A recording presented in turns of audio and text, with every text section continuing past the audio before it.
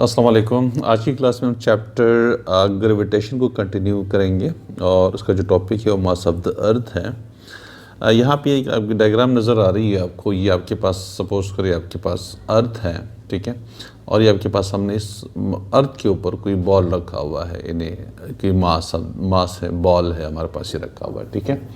अच्छा, ये जो वेट ऑफ द बॉल है, actually this is the attraction of the अर्थ है। यानी ज़मीन इस बॉल को अपनी तरफ नीचे खींच रही होती है, सेंटर की तरफ। ये सेंटर ऑफ द अर्थ है, ठीक है। यहाँ पे यानी जो पूरा ग्रेविटी है या जो पूरा मास ऑफ द जो पूरा मास ऑफ द अर्थ है वो सारा का सारा इसी पॉइंट के अंदर है, ठीक है। तो ये जो जितनी बॉडीज़ होंगी वो ज़मीन की इस सेंटर की तरफ जो है वो अट्रैक्ट हो रही होती है, ठीक है। यहाँ से लेके, चूँकि अर्थ को हम एक स्पेयर के तौर पे लेते हैं, तो यहाँ से लेके यहाँ तक आपके पास ये रेडियस ऑफ द अर्थ है, ठीक है। और ये बॉडी हमने इसके ऊपर रखी हुई है। अब हम इसका मास ऑफ द अर्थ हम इससे किस तरह से निकाल सकते हैं कि एक मास, ये ज़मीन है, उसके ऊपर हमने एक बॉल रखा हुआ है।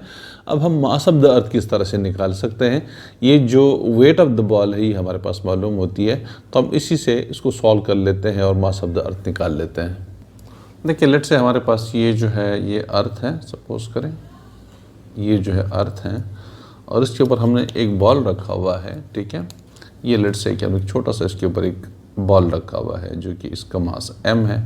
यानी इस बॉल का जो मास है वो m है और जो मास ऑफ द अर्थ है वो आपके पास me है। ये मास of the me mass of the अर्थ है। ये सेंटर ऑफ द अर्थ है आपके पास, ठीक है। और यहाँ से लेके यहाँ तक ये जो है उसको हम कहते हैं radius of the earth, RE, radius of the अर्थ कहते हैं, ठीक है। इन सारी चीज़ों की वैल्यू जो है मालूम होती है, ठीक है।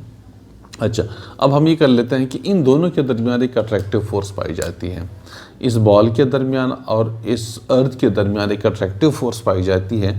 तो according to universal law of gravitation हमारे पास जो वैल्यू आती है वो ये है कि F is equal to universal, according to the newton law of gravitation है वो F is equal to G, जो कि यूनिवर्सल ग्रेविटेशनल कांस्टेंट है, G me mass of the earth multiplied by mass of the ball divided by radius of the earth, RE square.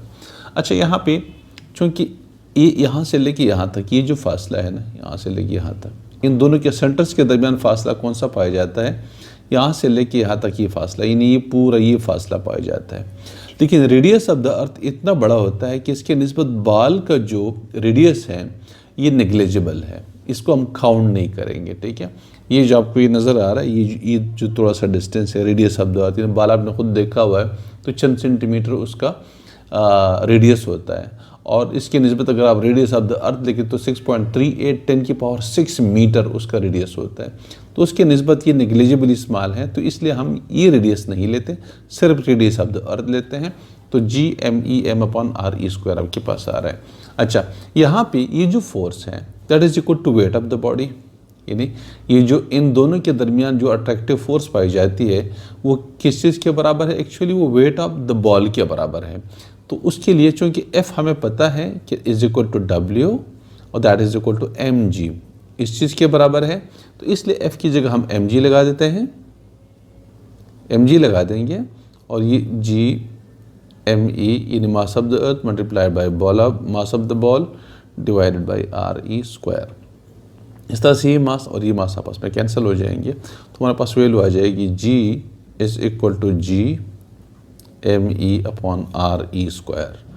अब हमें चूँकि mass of the earth चाहिए, RE square mass of the earth चाहिए, तो ये RE square इधर G के साथ मल्टीप्लाई हो जाएगा, GRE स्क्वायर हो जाएगा, इज इक्वल टू अच्छा GME और ये G भी इधर आके डिवाइड हो जाएगा, ठीक है। फाइनली तो हमारे पास ये मास ऑफ द अर्थ आ जाएगा ME is equal to GRE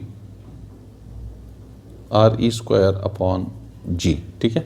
अब इन तमाम चीज़ों की वैल्यू हमारे पास मालूम है, यानी ME हमारे पास मास ऑफ द अर्थ जो आ रहा है वो GRE square upon gravitational constant. अब इसकी वैल्यू देखें, जो G है इसकी वैल्यू हम 10 ले लेते हैं या 9.8 लेते हैं, नॉर्मली 10 लेते हैं। RE की वैल्यू है 6.3 इन radius of the earth, 38 10⁻⁶ metre. ये आर ई की, और ये हमारे पास स्क्वायर है G R E square upon G जो ग्रेविटेशनल कांस्टेंट है उसकी वैल्यू हमारे पास 6.673 एंटी 10 की पावर -11 ये वैल्यूज़ है। ठीक है, तो जब आप इन वैल्यूज़ को सॉल्व कर देंगे तो मास ऑफ द अर्थ हमारे पास आ जाएगा।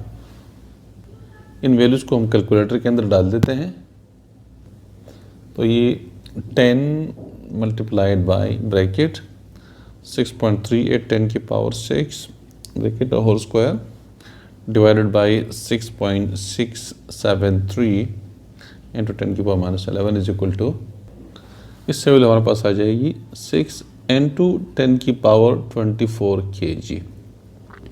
तो इस तरह से हमारे पास मास ऑफ द अर्थ आ जाएगा। ये ऑलरेडी बुक के अंदर भी गिवन है और आप इसको इस तरह से भी निकाल सकते हैं। ये ज़मीन का हमने ले लिया, इस तरह से एक छोटा सा बॉल हमने इसके ऊपर रख दिया। अब ये दोनों एक फोर्स एक दूसरे को खींच रहे होते हैं, वो फोर्स उस बॉल के वज़न के बराबर है। तो हमने इसको यहाँ इस फार्मूले के अंदर डाल दिया और इस तरह से हमारे पास मास ऑफ द अर्थ आ रहा है।